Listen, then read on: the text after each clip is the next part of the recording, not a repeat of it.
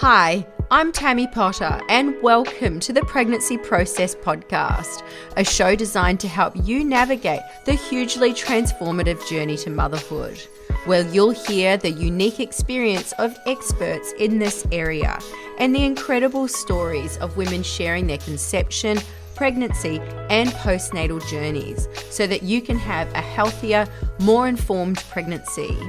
And in today's episode, I'm talking to newborn specialist and OCN registered maternity nurse, Caroline Bilkey. Caroline is also the founder of Mummy's Whispers, an online and in-person service designed to help create confidence across your parenting journey. And alongside building a book of international high-profile clients around the world, Caroline has worked with maternal mental health for the Ministry of Children in New Zealand. She's also worked extensively within the surrogacy industry, as well as for same-sex couples. Today we're going to be talking about how maternity nurses can help during that all-important fourth trimester. We're also going to talk about what you can do during your pregnancy that can help during the transition to motherhood. And Caroline is actually currently 37 weeks pregnant, so I really hope that she doesn't go into labour while we're talking. Caroline, thank you so much for taking the time to talk to us today. And I think first, let's talk a little bit about your education in the UK. I mean, my mum's a Caroline nurse. She studied in New Zealand, where you're from. So we're both from New Zealand. But how is that? Is that similar? So you're an OCN registered maternity nurse and a newborn specialist. Can you tell me a little bit about that? Yes, so Karatani is very, very similar. It was actually Karatani in New Zealand that told me to go and do this course in the UK. Unfortunately, they don't provide that service anymore there. Basically, the course is, so what OCN registered is OCN is the Open College Network.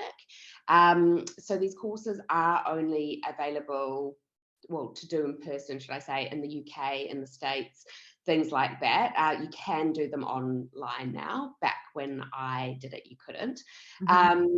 And therefore, you learn everything to do about a newborn, really. So when they come into the world, and I guess it is very, what I like to say to people that kind of have no idea what we do, it is very specialized nannying on newborns, and also, as you mentioned, to do around the mother's health, like what might be happening going on with the family.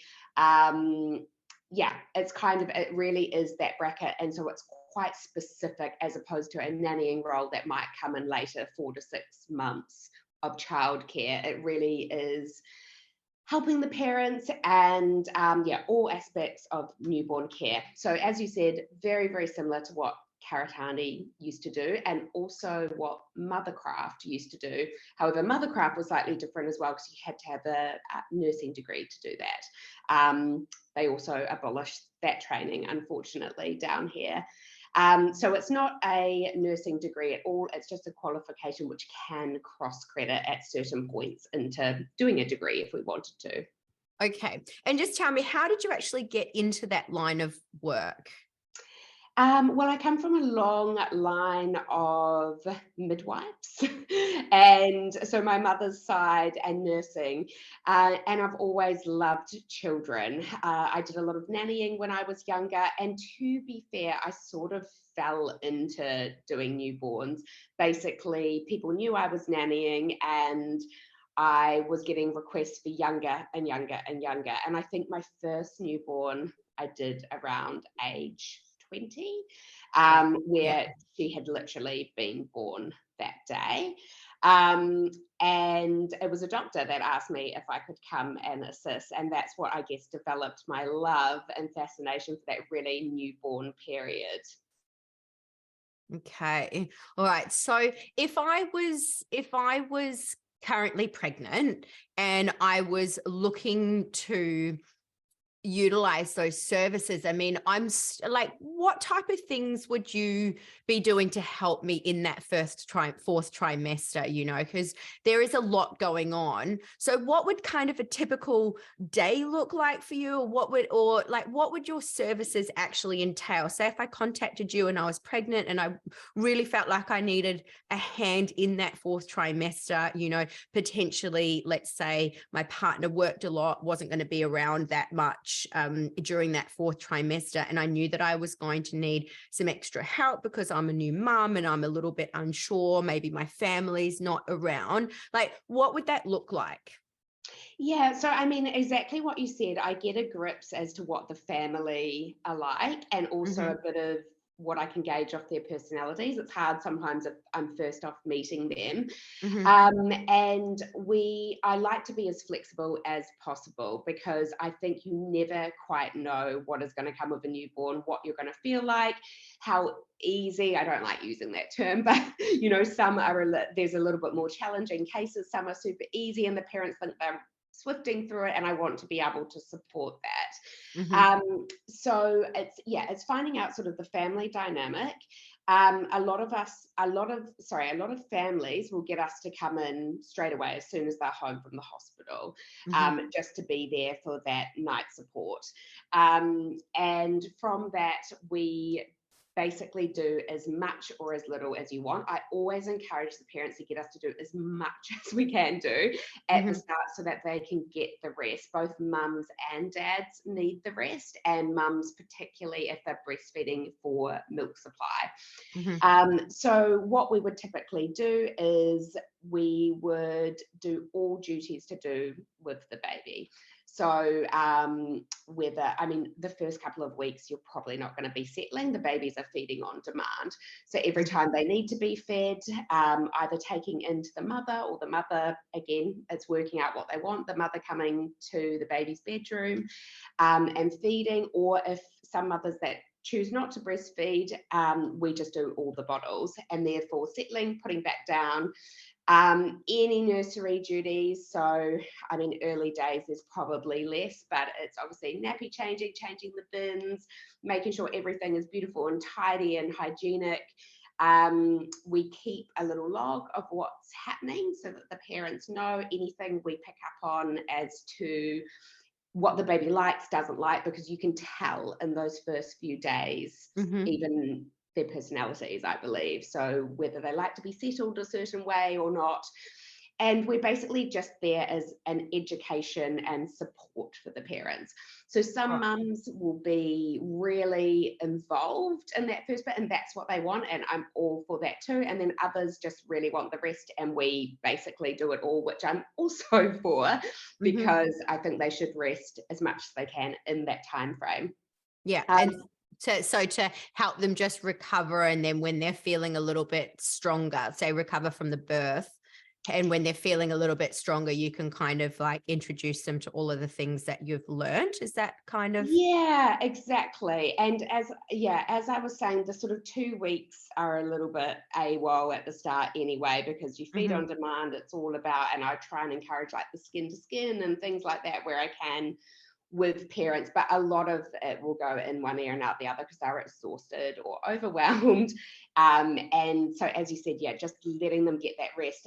We kind of do the hard groundwork, and that doesn't mean that the baby isn't bonding with them in any way. They're getting like this amazing rest to be the best parents they can be. And then, yeah, we can gradually start to sort of update them with what we've found out about the baby and teach them how to do it themselves.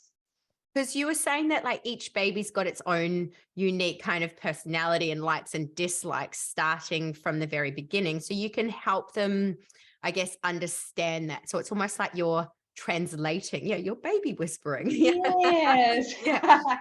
that's true. And I think when you're really, like, now you say it, when you're really exhausted and you've just had this massive pregnancy and given birth, and again, the dads are so involved in it all and exhausted too, it's often really hard to be able to see that Mm, and what, mm, or you might overwhelm yourself trying to think, oh my gosh, do they like this? Do they not?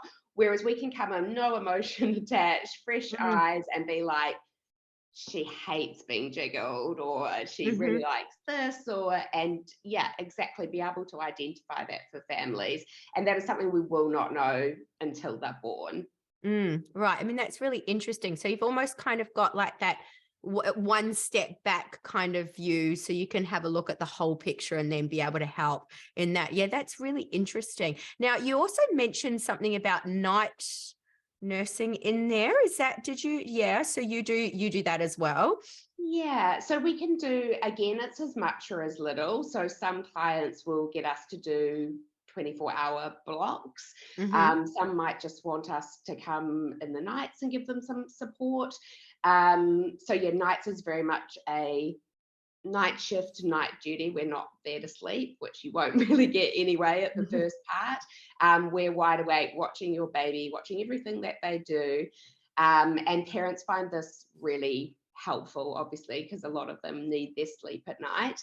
In saying that, I thoroughly encourage, if you engage in our services, to get some day support, because the day, eventually, once we're on a routine, always depicts the night, and you can learn a lot more Interesting. as Right. opposed to overnight and me writing notes. Whereas the day, I can really sort of stand on top of you and be able to explain why this is happening, or this particular sound. And I think people are a bit more with it in the day. Right. I'd like to come back to that kind of day predicts the night kind of train of thought. But I think Mhm. first it might be good to kind of go through, what services you do offer, because we've kind of already touched on that a little bit. So, there's night support in there, so what, because you're the founder of Mummy's Whispers. So talk to us a little bit about that, because we've kind of been talking a little bit about your personal experience and how you can help. But let's talk about Mummy's Whispers, because the business is actually really, really valuable to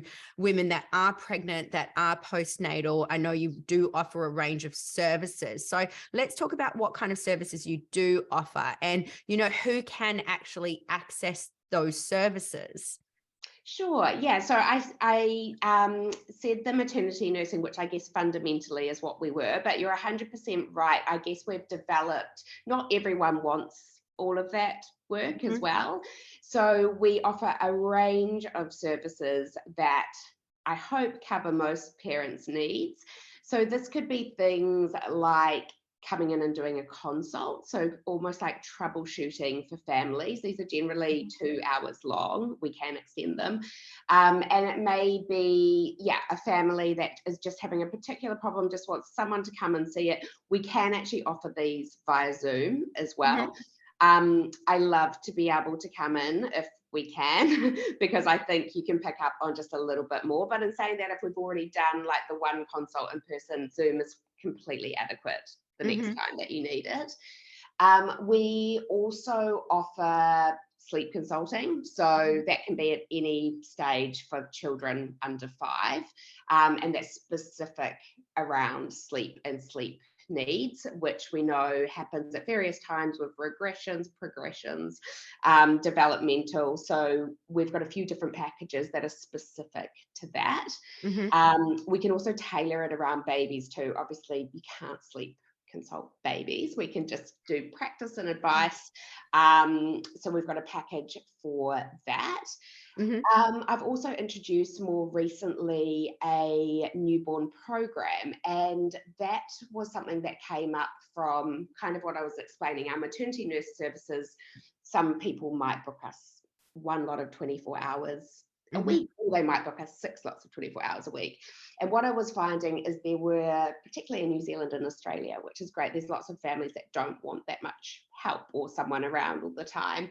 And so the newborn program gives the first 12 weeks a Zoom every week, Mhm. along with a few other bits and pieces. So it's totally catered to you and your family and your baby, but allows you to put in the work. And then we check in the next week as to what's happened, where we're at developmentally.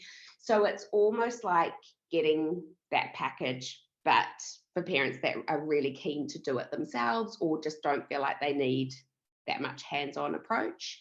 So it's Um, it's like an extra support service. yeah, Mm. exactly. And then, yeah, I mean, there are so many, we've tried to come up with everything under the sun that comes to parents' minds. So there's add-ons like text message support during the week. You might have Mm. had a consult and you really want that extra support. We've had clients that book it maybe for 6 months just to get the text message support.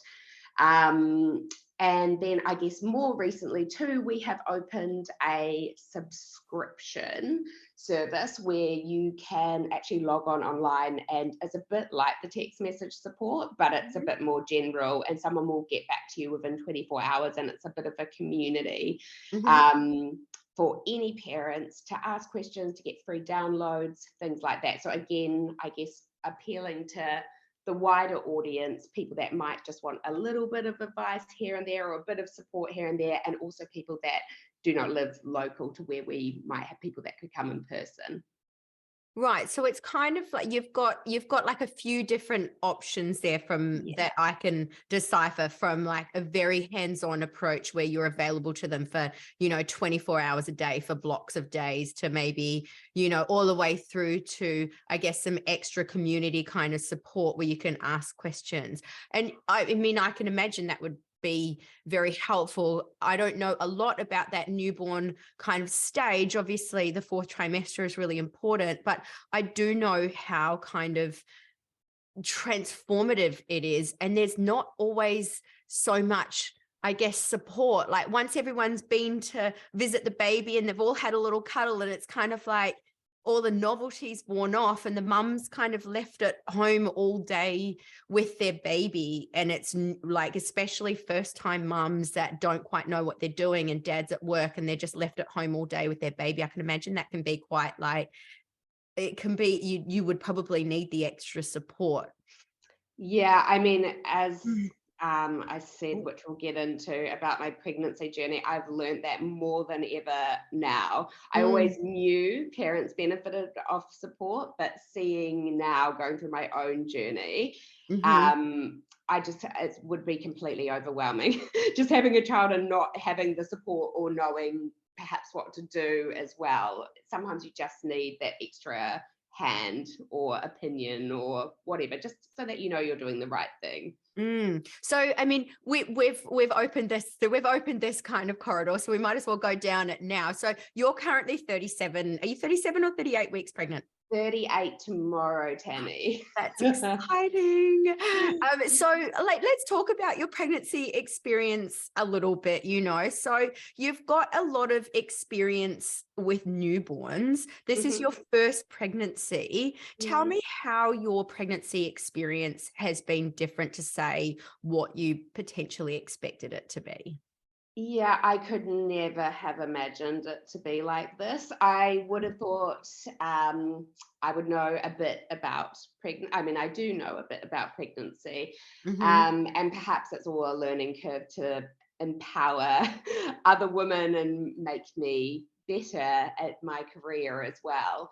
Um, but yeah, no, it really has been a journey, and also an eye opener that every pregnancy, like every newborn, is completely different. Mhm. And I guess I have this really different understanding now of women that have a baby, because they must just be, I mean, sure, not all pregnancies are like this, but they must just be exhausted by the time they come. It is absolutely exhausting Mhm. being pregnant. And I mean, I am in absolute awe of women that work right up until the baby is born. I have, it is beyond me how someone can possibly do that.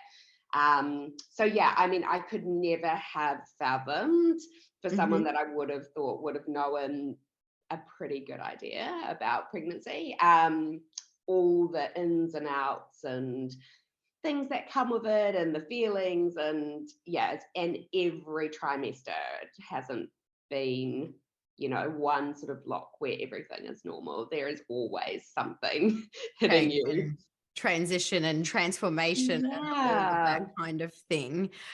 So I have a question for you, which is kind of, in my mind, you've got so much experience with newborns and other people's children. Mhm. How do you think this experience is going to be different for you with your own baby? Have you had taken some time to give that a little bit of thought? Your pregnancy experience has been Yeah. so different to what you were expecting. Have you given some thought to what your kind of newborn experience is going to be like? Yes, I have, and I think it's gonna be nothing like what I practice to everybody. I'm really gonna try because I know things that work.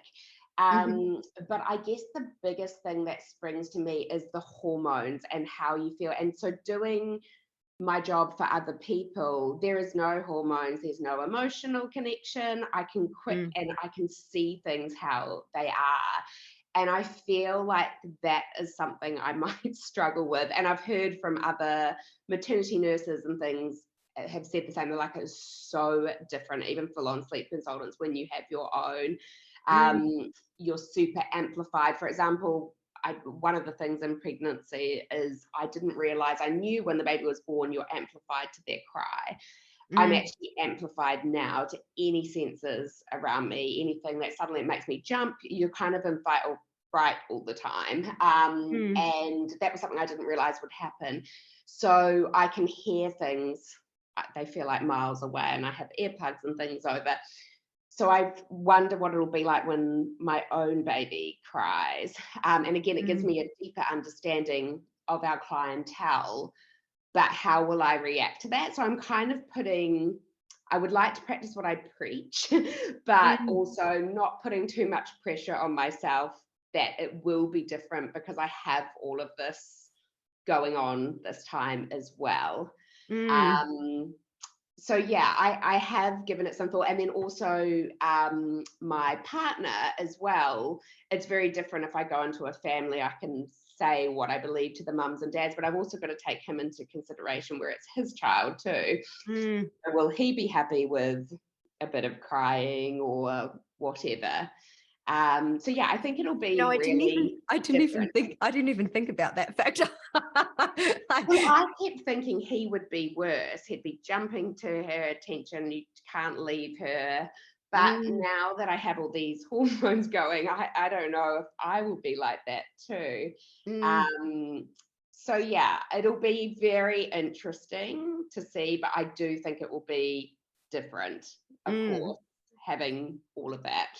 Yeah, absolutely. 100%. I think so too. I mean, I think it would kind of be similar to like a coach that works in this area as a pregnancy and postnatal specialist, falling pregnant themselves and they're not being able to train or something like that. So that's where that kind of mind concept comes from. So just tell me, what's the most important thing that you've learned during your pregnancy? I think the best advice, which was learning, is actually what my mother gave me, because I have They felt normally give the best advice, a don't they? they do. And I felt that I have complained the entire time and become this person that actually I don't even like hearing my own voice. It's But so funny. she said to me is, remember every day, and it's so funny because I say this to mothers and fathers with newborns as well. Mm, Remember every day, you'll never get that day back, and it's mm, actually really special to be growing that human. You'll never have her in there again. You might have another child, but it'll be completely different. mm, And that is what I say to parents that have absolutely they're at their wits end with the newborn phase. There is also the time I say, just remember, mm, she or he will never be this day again. And mm, when my mum said that to me, first of all, it made me feel a bit sad. And mm, then I was like, that is so true. Like all those painful things that are happening to me, I will never actually get that back. So mm. I think find a way to appreciate it, even if it can be really tough. And I think that was like my biggest learning thing. And that's what I would definitely say to new parents now as well. Mm. I mean, I know I definitely kind of use that kind of concept for women, especially if they're struggling to get their figure back after their pregnancy, like, because there's a lot that happens, Yeah. especially when even at like 9 months, 12 months, and their body isn't quite how they would like it. but it's almost like I kind of need to remind them that the time that they have with their children now, they're never going to be able to get back, whereas their bodies, and I think we just need to be a bit more gentle with ourselves, and that their bodies will always be able to change, but you can always go back and work on it, but you're never going to be able to go back and get that time back with your children while they're young. So I think, just taking some of that pressure off. And I always just kind of remind them, like, I think if you were more focused on working on your body than you were on, turning up as the best version of yourself for your Yeah. child, that would be a concern to me. But, like, yes, these two things are really important, but I think it's all about like that prioritization, and Yeah. appreciating where you're at and being able to prioritize what's actually really important. And then sometimes you just need to reorder that prioritization. And then sometimes you can bring that back up, your training and like working on your figure. It's just, there might be times that you need to just park that for a moment. And also, how amazing is it that your body, and this is again something that I've learned, can create a whole human, like a whole nother organ. And so I agree. I mean, I'm the worst at sort of body slamming myself. And then that is a really important point, Tammy. And same with when she's born, is actually your body's done the most incredible thing. Being nice to it. It's like insane what it can do and how it moves and grows. And I think we could all be a little bit patient on what our figures or what we perhaps like, because it's incredible, the process. It's like, it never ceases to amaze me. That's one of the reasons why I think I'm so, like, I guess well, let's just call it obsessed, because from a physiological perspective, what the female body goes through and all of the insane amount of changes in all aspects, from your brain to your like your neurons to your like physical body, that like the organs that it grows, it's just incredible. Amazing. So I mean, I think it's so fascinating. So I can talk about that all the time. So I'm just got a couple more questions for you. So do you think that having a child of your own is going to change how you kind of approach your career or the kind of work that you do? It's certainly, as I said, given me a different understanding. I don't believe you need to have children to be able to do our job well. No, absolutely not. It's the same as me. As I know you know too. In fact, sometimes it may even benefit not, because you, as I said, you don't have that emotional connection. But I mean, I do think it's given me a much greater understanding, and certainly given me an opportunity where I'm slightly insane. I've booked into some university papers, but to learn more about like biology and I guess have more of a deeper understanding of what is going on, more than what I knew.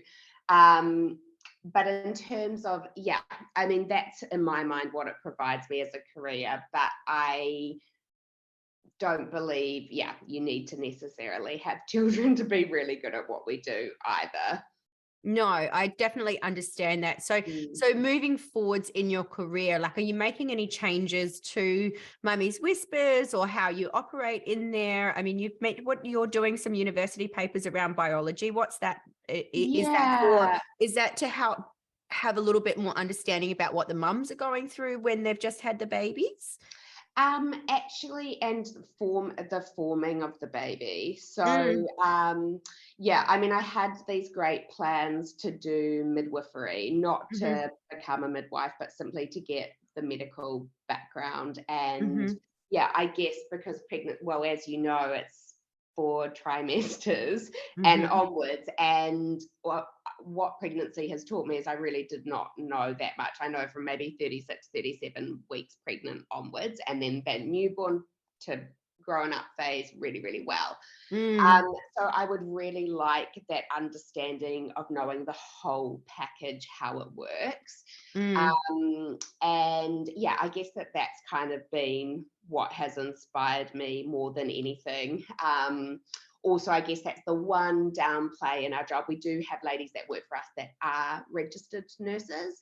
mm-hmm. So they can, of course, give medical advice. However, I'm not authorised to do so. So Mm. going back, I think what we were saying is I'm an OCN registered maternity nurse, but that's only valid in the UK. So in New Zealand and Australia, you're not really supposed to use the term nurse unless you are Mm, registered.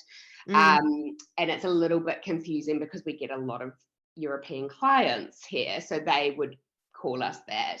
But that's where kind of, I guess, the crossover is. Whereas if I could be a registered nurse as well, I can give more candid medical advice, whereas I just don't, that's not our role at all. We can Mm. think something, but we have to refer them to a specialist.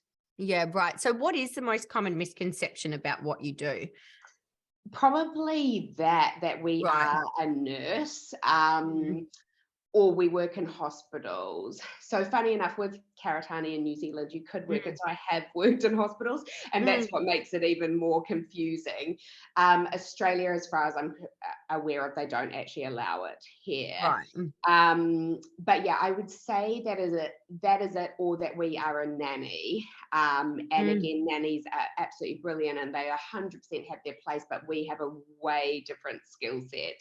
In fact, I'm all for the nannies taking over at 6 months or whatever, because they are much more catered to that age group as well. Right. So you really are just specializing in that kind of 0 to 6 month early fourth trimester, and then that extra kind of 3 months afterwards. Yeah, and I mean, we say 0 to 1, Mm, and because obviously there we know the regressions and progressions, and there's so much that goes on. So I'd say we're specialised in that, but when it comes mm. down to more the development and what foods to eat and stuff, I feel our role is much better, the 0 to 6, and then you hand over to someone else that you can then come back and forth if you need consults for sleep, things Mm. like that. But yeah, with that specialty 0 to 6, I guess. Right. Now, I know that you've done quite a lot of work with surrogacy and same-sex couples. I mean, I'm quite interested in this. Can you talk to me a little bit about that? Yes, this is something I am so passionate about. Mhm. I believe every person has the right to have a family if they want it, and thank God for surrogacy, because that Mm, has allowed us to do it. It is extremely fascinating science-wise. I mean, it's obviously done via IVF. But yeah, I mean, it is a whole nother field in itself, so many facets to it. So many different types of families that want it for so many different reasons. But yeah, I'm hugely passionate about it because it is providing people with the children they long for, that they may have been told they couldn't have, or as you said, there are two gay dads. So mm, they know ultimately they can't have a child together unless they get an egg donor.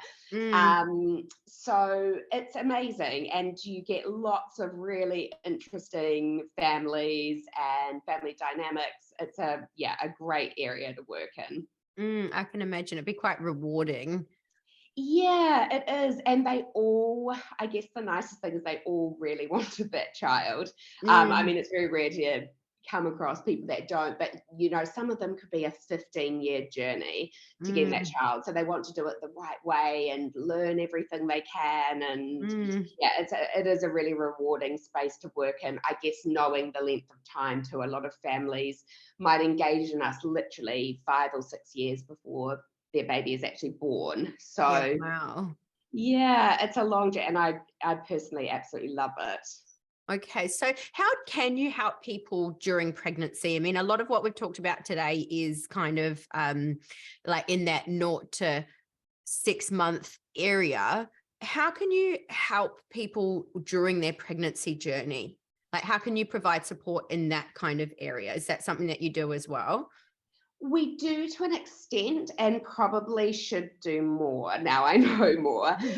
So what we previously did is often clients will book or engage with us even as early as 12 weeks pregnant. I've actually had people engage with us when they got their pregnancy test back.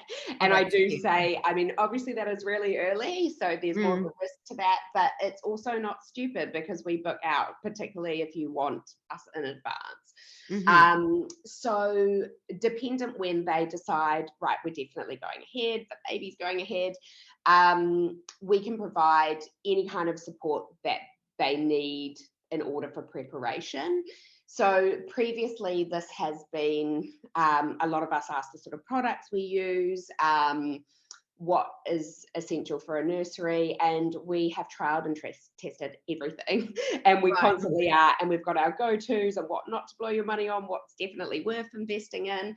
So I think that's really important. So it's so important because you see so many of these lists of things to buy and do, and they're actually quite overwhelming. You speak to any parent, and they typically we ask them did you really need all that stuff, and they're like, absolutely not. I mean, just a perfect example of this is quite funny, but my nephew wouldn't sleep in his cot. They ended up having to put him in a cardboard box in between them, if you know what I mean, and he was happy as a clam.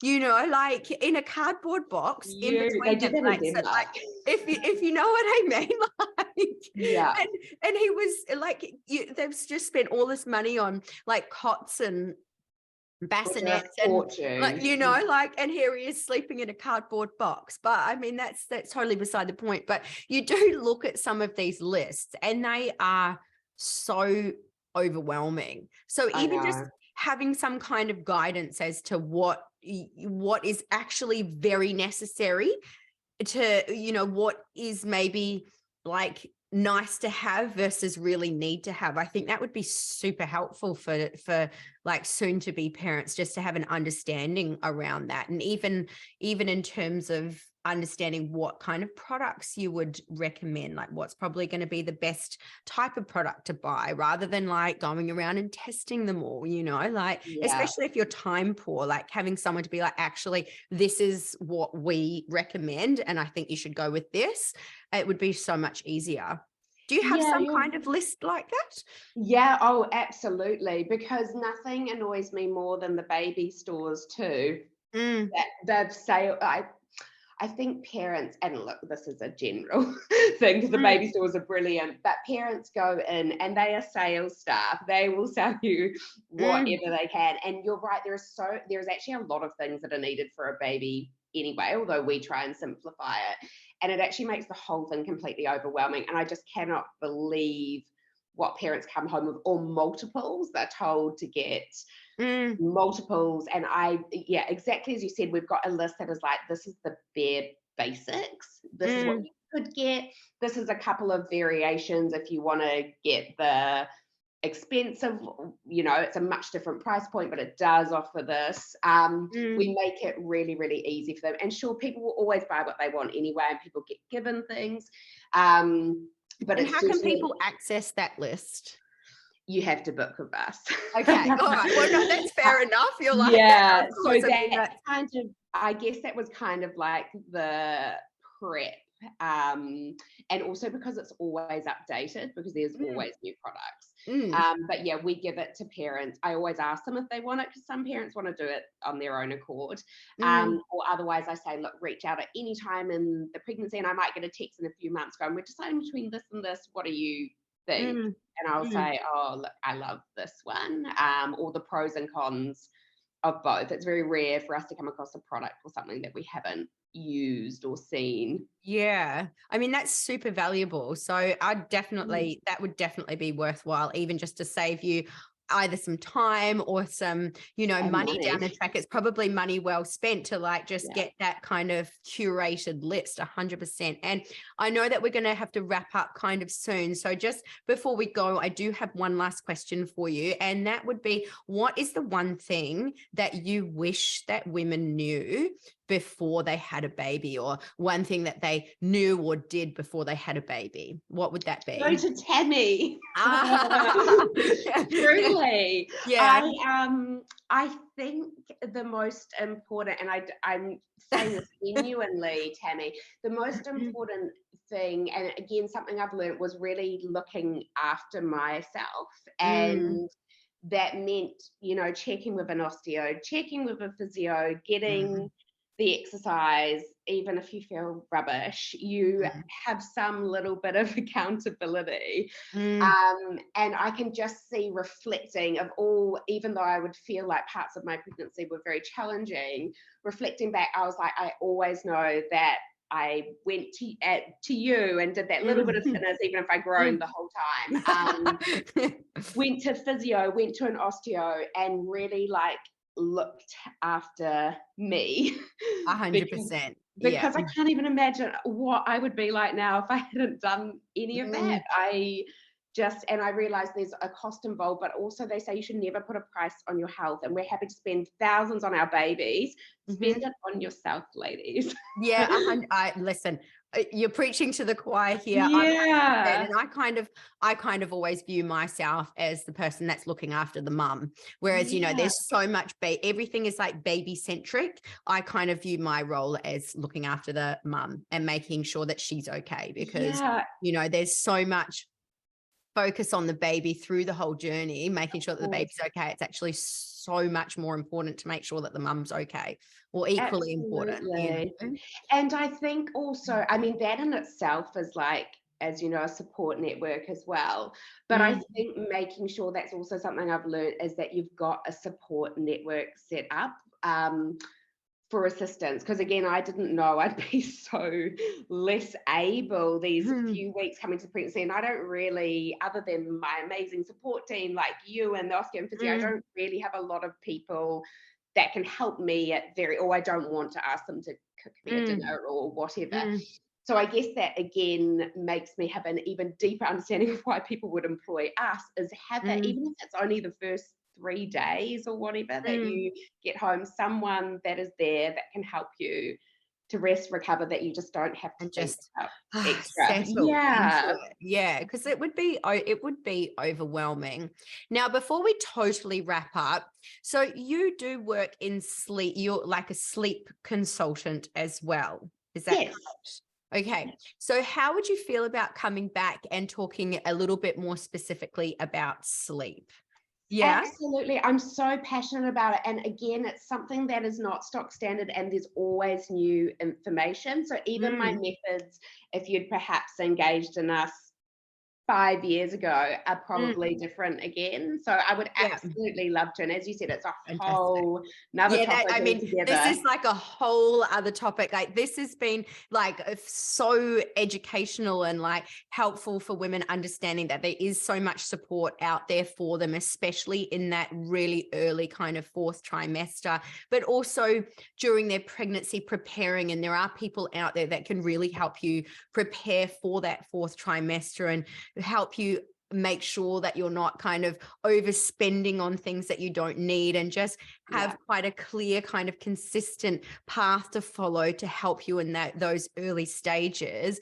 But definitely sleep is a whole other factor as well. So thank you so much for your time today, Caroline. It's been amazing. Thank you. Good luck over the next couple of weeks. So you're 38 weeks tomorrow, and all things are set for potentially having the birth that you're hoping for.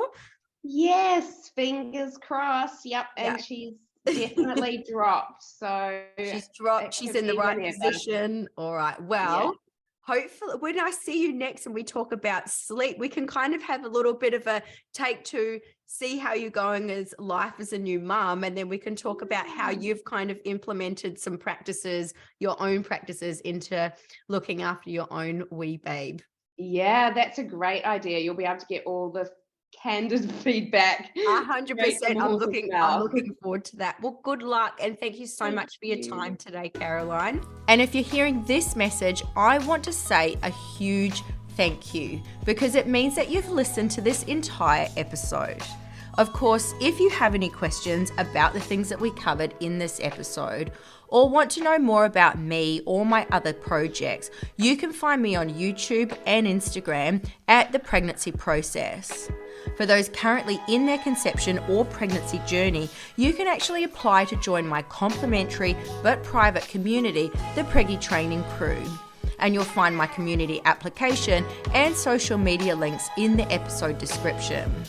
And of course, if you enjoyed this episode, I absolutely encourage you to share it with other women just like you. And I look forward to seeing you in the next episode.